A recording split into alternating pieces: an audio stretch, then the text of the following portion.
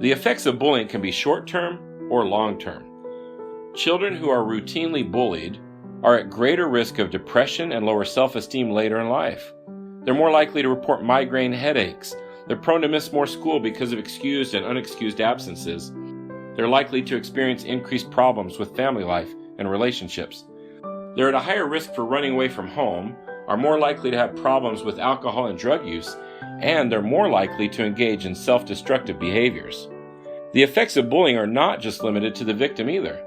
Many children who bully have lasting effects as well.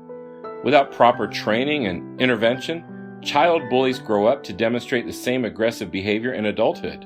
Researchers have found that 6 out of 10 kids identified as bullies in middle school are convicted of a crime by the time they reach age 24. Bystanders may also develop issues. They may feel guilty that they did nothing to help the victim, or feel helpless that there was nothing they could do to help.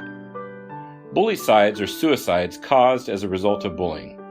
Repeated bullying often leads to depression in victims, and if the acts of bullying become severe enough, a victim may feel the situation is hopeless and commit suicide. Let's talk about a few specific examples of bullycides that have been in the news. Unfortunately, these news stories are becoming more and more frequent as the bullying epidemic increases.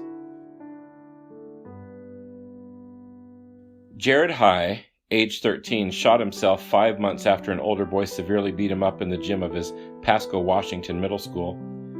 In the intervening months, Jared couldn't sleep, he heard voices, and he grew increasingly depressed, which eventually led to a suicide. Ryan Halligan, age 13, hanged himself after years of bullying.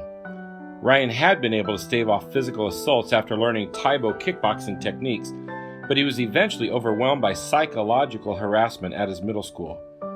After Ryan's suicide, his father discovered instant message archives, revealing that one so-called friend had spread embarrassing rumors about Ryan's sexuality, and that a female schoolmate had flirted with Ryan to gather secrets, only then to broadcast them later. Megan Meyer.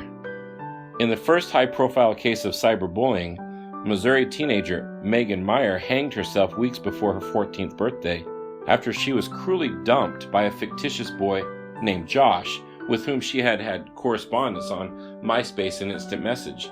In his final message, Josh wrote, "You're a bad person and everybody hates you. Have a blank rest of your life. The world would be a better place without you." Josh, it turned out, had been created by a friend's mom named Lori Drew, reportedly to mess with Megan for slighting her daughter. Drew was convicted and then acquitted of federal misdemeanor charges related to Megan's suicide. The case has prompted several cyberbullying laws. Phoebe Prince, a recent Irish immigrant, hanged herself after nearly 3 months of routine torment via text message and through Facebook by students at her high school. She was a freshman who was reportedly harassed by older girls who resented her for dating an older football player. Her death shook the town of South Hadley, where she lived, and prompted the Massachusetts legislature to pass an anti-bullying law. Tyler Clementi, a Rutgers University freshman, posted a goodbye message on his Facebook page before jumping to his death after his roommate secretly filmed him during a sexual encounter in his dorm room and then posted it live on the internet. Bullying back is common advice given to students who are the victim of a bully. This is far from the ideal situation.